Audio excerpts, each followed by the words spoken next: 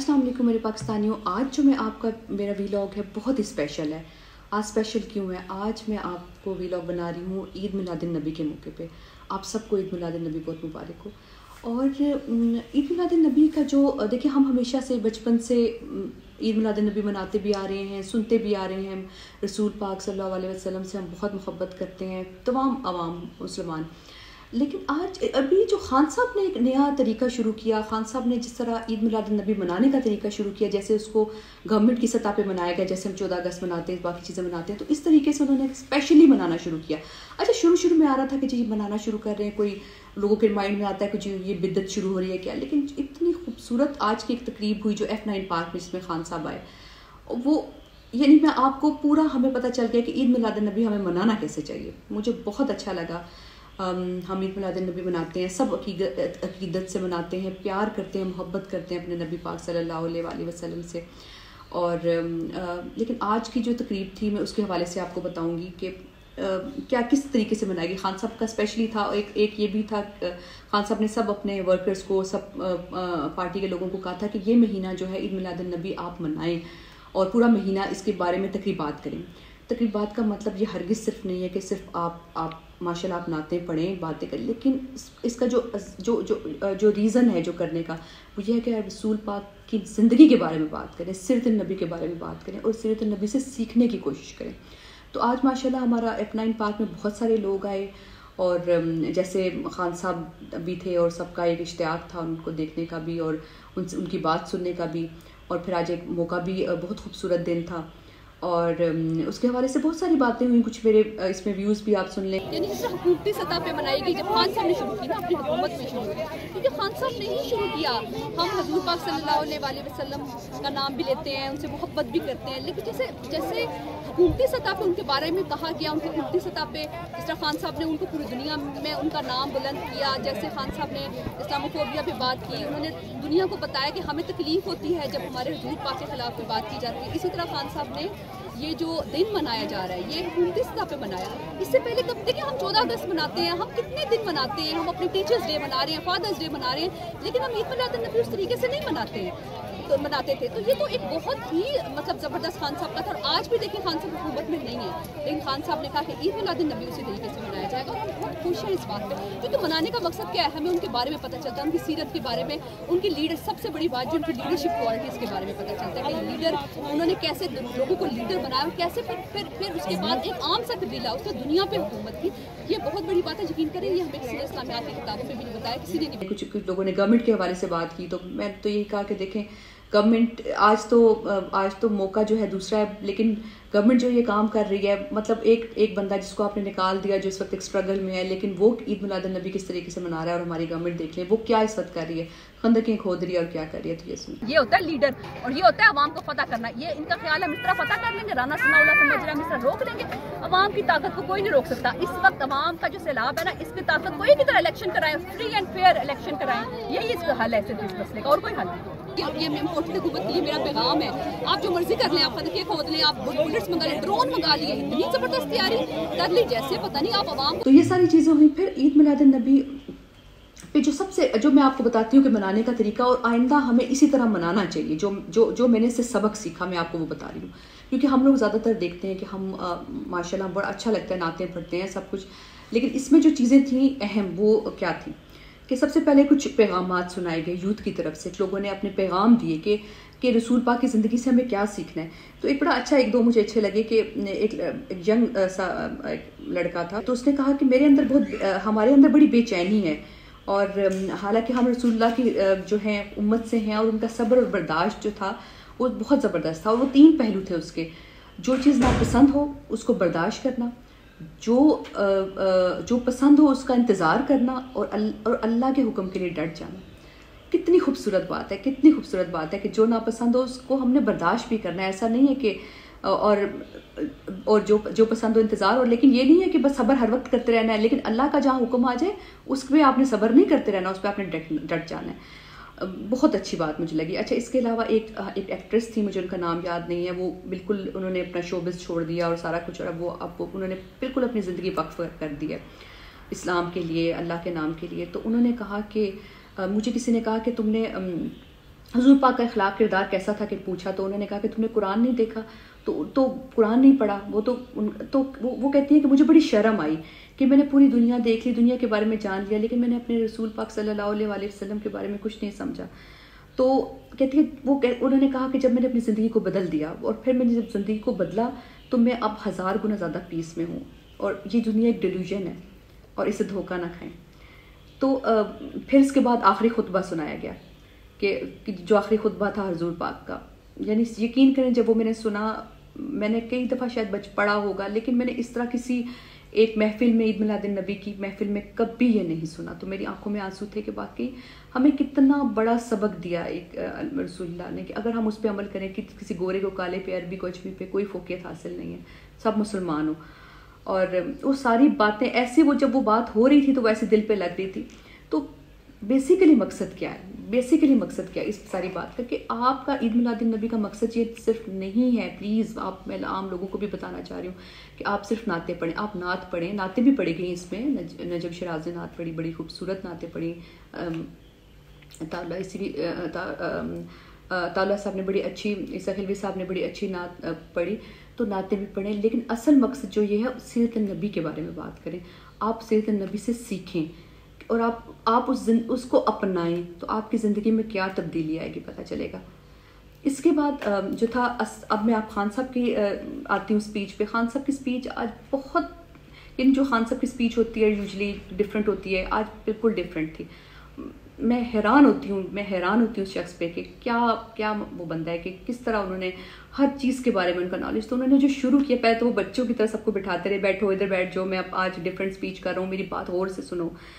तो उन्होंने शुरू किस तरह किया, आगाज़ कैसे किया। उन्होंने कहा कि जिस तरह माँ बाप होते हैं, वो परफेक्ट नहीं होते हैं, कभी भी परफेक्ट नहीं होते हैं, लेकिन वो अपने बच्चों को सिखाते हैं कि जो उन्होंने गलतियाँ की वो गलतियाँ ना करें। तो उनका ये कहना था कि मैं कोई इस्लामिक स्कॉलर नहीं हूँ, मैं आपको सिर्फ अपने तजर्बे की रोशनी पे मैं आज आपको बताऊँगा कि क्या सही है क्या गलत है। कहने का मतलब ये था कि गलतियाँ उन्होंने भी बहुत की हैं ज़िंदगी में, लेकिन वो गलतियाँ वो नहीं चाहते कि वो गलतियाँ हम करें। तो इतनी खूबसूरत बात की से आगाज़ किया कि आशिक़ रसूल, मेरी ज़िंदगी जो है कैसे बदली, मैं ये बताना चाहता हूँ कि मेरी ज़िंदगी कैसे बदली। और आशिक़ रसूल होने के लिए आपको किसी डिग्री की ज़रूरत नहीं है। कितनी खूबसूरत बात की है।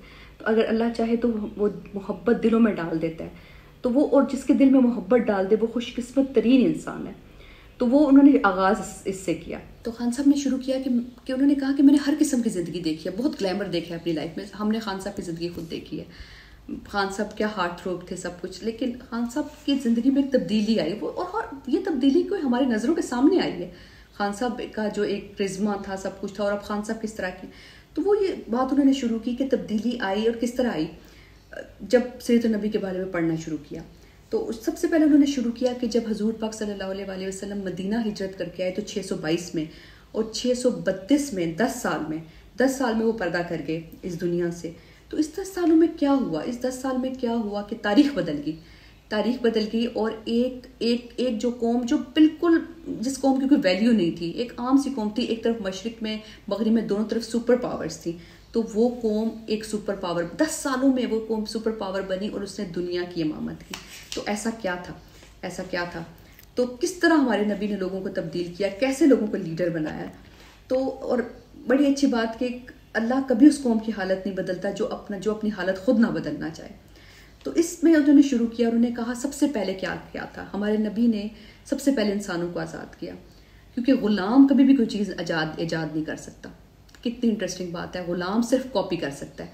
हम समझते हैं कि हम अंग्रेज़ों की ग़ुलामी करेंगे, उनकी बात सुनेंगे, अंग्रेज़ी बोल के उन जैसे बराबर बन जाएंगे, तो ऐसा नहीं है। हम सिर्फ कॉपी कर सकते हैं, हम इनोवेट नहीं कर सकते, क्योंकि मुसलमान, इसीलिए सबसे पहले जो मुसलमान थे, क्योंकि मुसलमान इतना उनको फिक्री आज़ादी उनको मिल गई कि साइंसदान सारे मुसलमान थे।